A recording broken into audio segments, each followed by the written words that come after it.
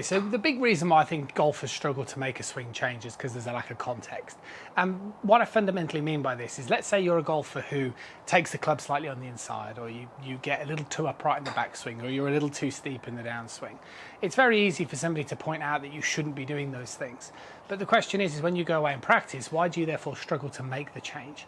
And maybe the bigger thing is, why do you struggle to make the change when you're actually playing golf? Is it a question of repetition?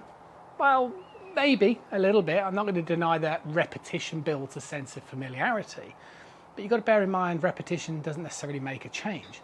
A change is instantaneous. The repetition is, again, well, to build familiarity. I have a lot more success with students these days, rather than just necessarily highlighting the things that they don't do very well. I like to give golfers, as fast as I can, the correct feeling and application of hitting the golf ball. And that to me comes down to managing two things for most amateurs. So having done golf coaching for the last sort of decade, and obviously I've done more golf lessons in the last 2 years than I've ever done with the online, right? Since obviously things like the pandemic, done thousands and thousands of golf lessons. And I definitely get much better results, much faster results with golfers when you start working on impact. So even if a golfer has a flaw in the backswing position, I still think what I'm doing now is educating them how to hit the golf ball better, because like I say, it creates context for the swing change, which we'll come into.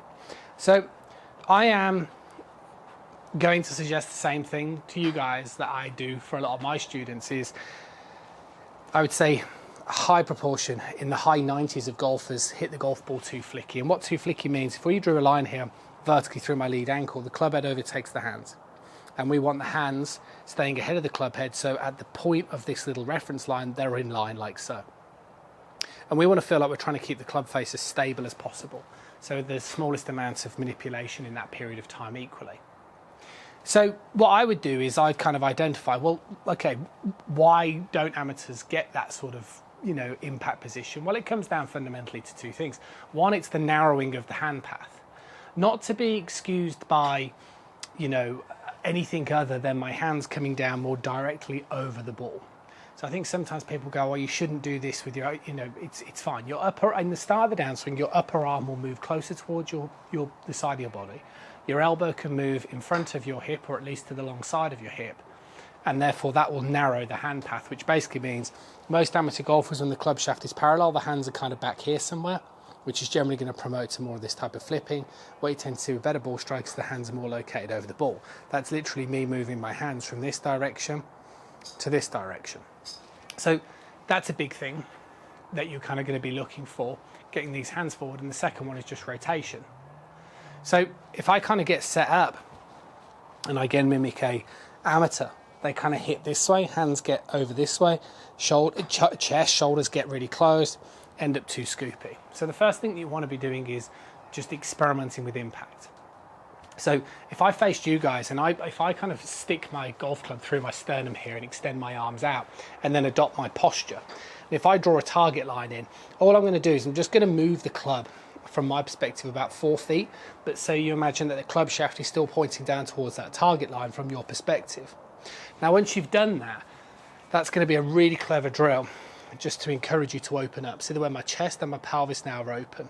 Now there's a very good chance when you're doing this drill, especially to start off with, your head will move.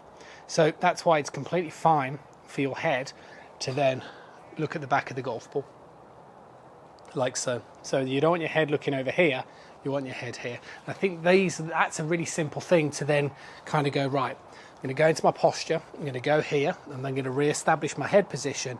I'm just going to then, from here, hit some shots. So my chest and pelvis are already open. I reposition my head, and that just gives me so much space to be able to drive those hands through.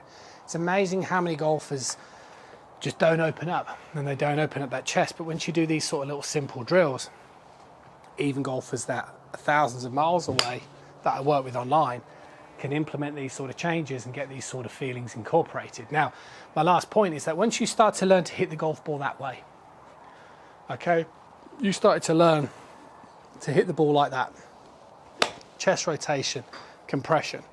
I promise you, the last thing you're going to do is try and put yourself into a poor position in the backswing. You're not going to start understanding, if I've got to hit the ball that way, you're not going to start over rotating or potentially swinging too high or coming down too steep, because everything that you're going to do is going to be to get you into the best possible position coming back in towards that impact. So my point is if you are struggling with a swing change and there's something you've been trying to work on for a while and you've been struggling with, I would switch the narrative round. Don't spend too much time doing rehearsal drills in a particular position. Yes, identify you have a problem there, but spend more of your time working on impact. And I wouldn't be surprised, like a lot of students that I've worked with, that the rest of your swing will evolve based upon the need to get into that better impact position. Let me know how you get on. I'll see you soon.